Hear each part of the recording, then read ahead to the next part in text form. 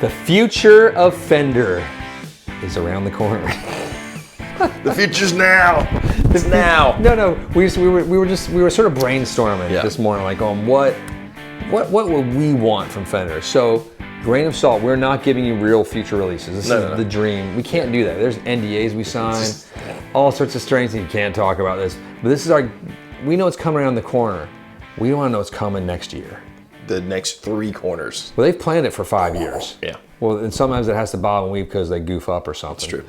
But that's not what this is about. This is sort of what we're thinking, what we wanted. We talked as a shop, and hopefully what some of you guys want too. We'll see. Some of it's silly. Wanted / think is coming, regardless of all. Most of it is what we wanted. Yeah, some of it is just we think this is what's going to happen. Yeah. We're just guessing, and a lot of it's like there's some that are some hopes and some cheerleading here for like what we want to see one of our favorite manufacturers do. Yeah. But yeah, so and if you have ideas, jump in, like share them. Like we want this because like this is one I'll definitely be combing through because I do talk to people at Fender, and the people at Fender, believe it or not, watch these videos. It's true. Some of them begrudgingly because I'm sure they hate it every second of it. This. Yeah. We want to see if they get me in trouble again or something. How much stupid. Anyway, let's get to it. Number one, they just released the Princeton Tone Master, right? Yes. So this is something I've been like from day one. Maybe they had this already planned. But Tone Master amps are not a terrible idea, but I want all of them in one head. Like a cyber twin. Kind of. But wait. No, but with the technology of now, but think about it. This is what I was thinking. Let's say you have the blackface head and you have the tweed head. Yeah. And then it looks like a Fender amp with the little knobs, but you could lift up this panel of the tweed part or something where all the digital shenanigans are inside of it. Like the old car stereos, you know? Yes, the face comes up and that's where your CD goes in. Or you can take it with you so you know somebody doesn't jack your stereo in your car. Take your little black panel with you. You could buy because I think they're a little bit expensive for what they are. That's just my honest opinion. But they're really good. It's just the price is what's in. So if you could have all of those into a reasonable package, like I've got all of Fender's blackface. The tweed collection. The tweed collection. Or you put them all in one. I don't care. I just think that's my guess. That'd be a cool way to differentiate tweed versus, Well, maybe that's their plan too. Yeah. They don't let us know their future plans. We just have to guess and hope and pray. Or would you buy the hardware and then you buy the little packs to load in there elements like IRs? I like that less because I don't want to deal with that part of it. That's like the little chip for me. Guitars they had and everything. Like you buy the brown face years, you know what I mean? Or you'd buy the expansion pack with the blonde bassman. And don't get us wrong, we are tube amp junkies too. We're just guessing what might happen, and I hope it does though, because I would very much consider, even if it had a headphone out with speaker simulators in it, so I could just live in my little world and not have to talk to my family. The only thing, no, it's true. I'm gonna keep positive. I was just thinking the only downside there is if you had a Kemper and you pay for some guy who's profiled the greatest ever vintage deluxe reverb and the greatest ever, you know what I mean? Right. You almost have that. Yeah, no, you do. This is. I'm just thinking as a Fender marketing and maker. Fender marketing, right. Because a lot of people that buy Fenders just want to have a Fender. That's true. Too, and I'm a Fender fanboy through and through, which is difficult to be sometimes, but it's okay. So it's the lot I've been born with, and I'll carry that cross till I die. Carry on. Me and old Frankie C up at Fender headquarters. We're big Fender fans for some reason. God help us. No, I think that's something coming around the corner. I'd be shocked if it wasn't. It probably isn't. We're shocked. Shocked. Now, what do you think about that strange trade show? We have a trade show? Do you remember NAMM? I vaguely remember it in the past. I think NAMM is in Fender's future again. I just remember the time that you put Dave Grohl on my badge. So when Johnny's checking in one of the names, I forgot I did that. I'm terrible. I put out different names on everybody's badges because it's funny. Ridiculous names. I think one of the guys his badge name was "Look at My Pants." And so everyone walked up to him and just checked out his pants, the entire. That's so strange. Show. And then you have to walk around with this stupid badge. I would turn mine around and you walk in the door and the guy would be oh yeah. Sorry. I think Derek's might have been cream filling or something. It was something inappropriate and somewhat sexually offensive. But no, you were so when you checked in as Dave Grohl, the girl was like, "Hey, I won't sell anybody." Yeah, it's true. I love your music. It was amazing how many people. Yeah, it was awesome. That was a good day. It was a good NAMM. Anyway, so Fender's been sort of absent from NAMM for the past few years, a la COVID, but also a la like we don't need to go to these shows anymore because we're selling so many guitars. I think those days are over as far as like they need to interact with their dealers and with their fan base and like try to get excitement about like all the stuff they're doing. I think that's the biggest one. To generate excitement, to generate people being in love with the guitars and just, want to spend their money in that direction. So I think that's going to come back, and you're going to see some more marketing and PR because, like, they know how to market. Yep, it's true. It's artist series. You're going to see a lot more artist series guitars coming down the road. We've seen a ton so far.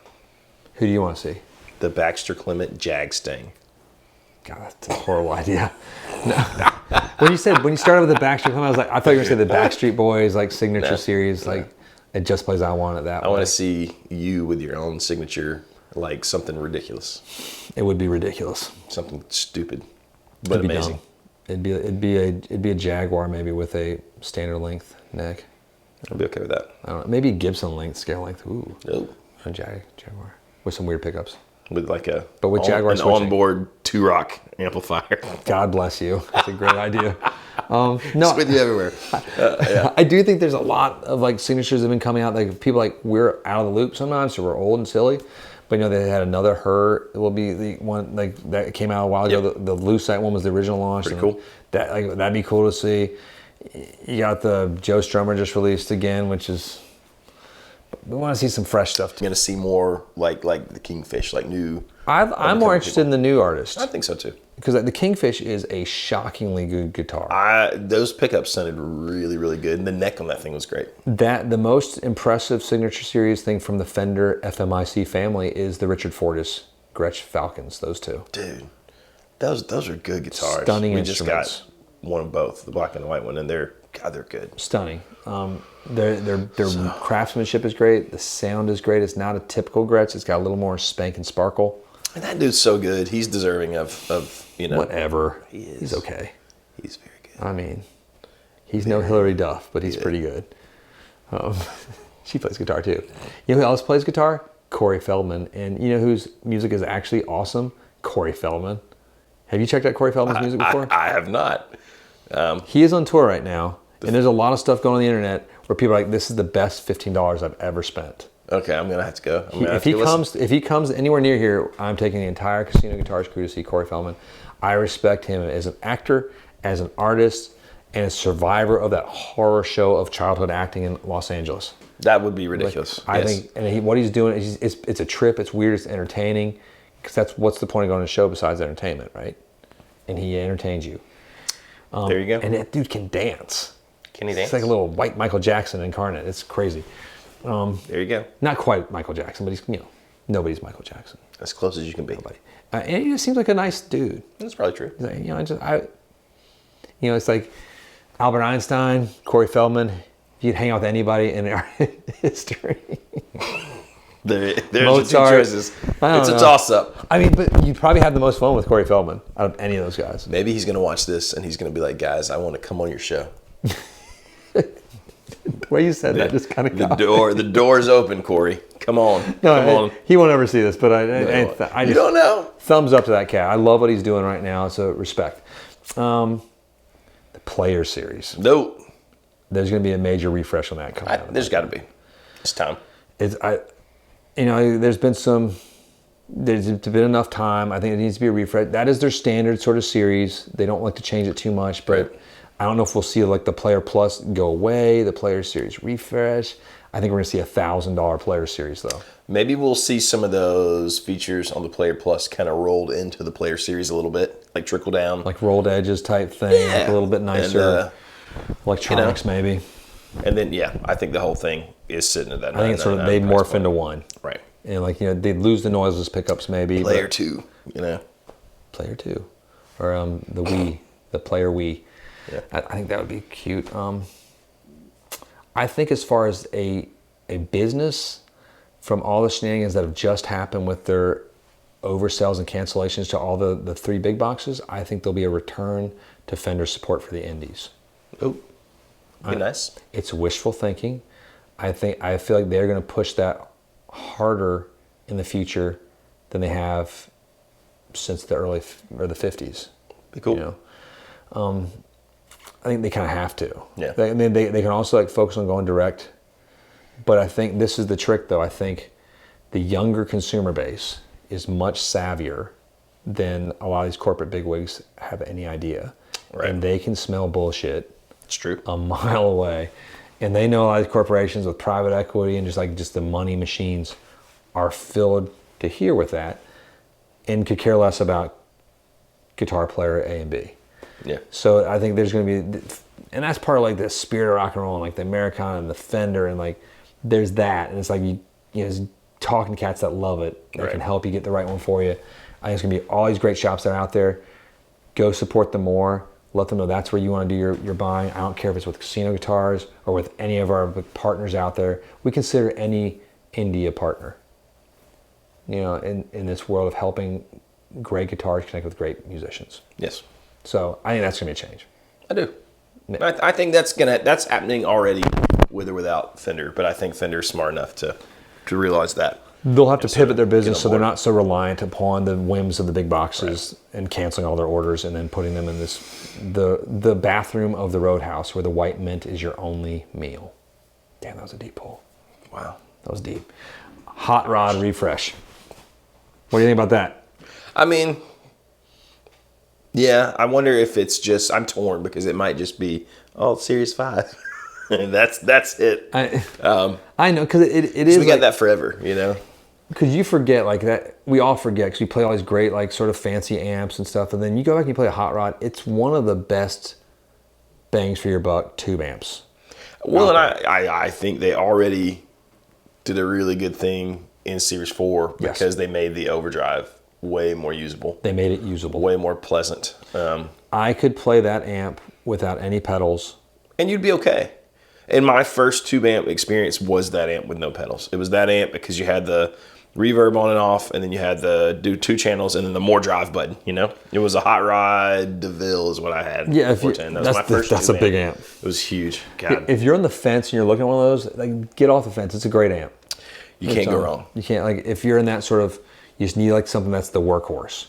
It's like your Honda Accord of Fender tubes. It is your workhorse. Your workhorse. Like, your backline. You're happy if you go anywhere and it's backlined and it's some sort of hot rod series. And if you're like a wine sniffer with it, like we sometimes get, we try not to, but just remember the Strokes played their first record with hot rods. You know, and I've seen some amazing live tone with hot rod deluxes. The Blues Junior, I've seen like some of the best guitar players in Austin playing that. With like it's a good amp. And they just dime it out. It's unreal sounding. But a refresh maybe is just to bring it like it still sells really well for Fender, so I don't know if they're going to do much to it. It'd be cool to see some more of the the limited runs of them, or maybe some more like tweed finished ones. That would be super cool. Or just like a marketing push and a slight tweak to its tone, so it could even make it more betterer. More betterer. So version 5. Now speaking of wine sniffing and cork sniffing. The Fender Custom Shop amplifier division. Nope. That's what I want to see. I would like to see like a legit custom shop amp. You know, in 2 divisions. Like one is like we're going to build whatever amp you want within these certain parameters, like they do with Fender Custom Shop pieces, and they will cost a lot of money most likely. Or also just like really refocusing on the great classics they've made. Yeah. But also maybe with some future modern elements. Like I would love to see a Fender Tweed style amp with a master volume. Yes. And an effects loop. Ooh. And possibly, I know this is sacrilege, reverb. Craziness. I mean, wouldn't that be awesome though? It would be pretty sweet. I mean, that's pretty much what I play in a 2-Rock. Yeah. It's a Fender amp with an effects loop and reverb. But it has some magic in it. They have Keebler Elf pixie dust inside. God, I'd love to see a Bassman with an effects loop and a master volume. Like a tweed. That's what I was thinking. Like tweed, 410 Bassman with like. I don't even care about the reverb at that point, but yeah, because you use I would love it just so I could have a plug and play thing with a master. Yeah. I would love a little reverb, a spring reverb tank in there. I know that the tube building construction of it, that's what costs a lot extra, and that stuff goes wrong. But man, that would be cool. It would be super cool. That'd be an awesome. I mean, and I already think the reissue Bassmans, the 59 Bassmans, are one of the best amps Fender makes right now, production wise.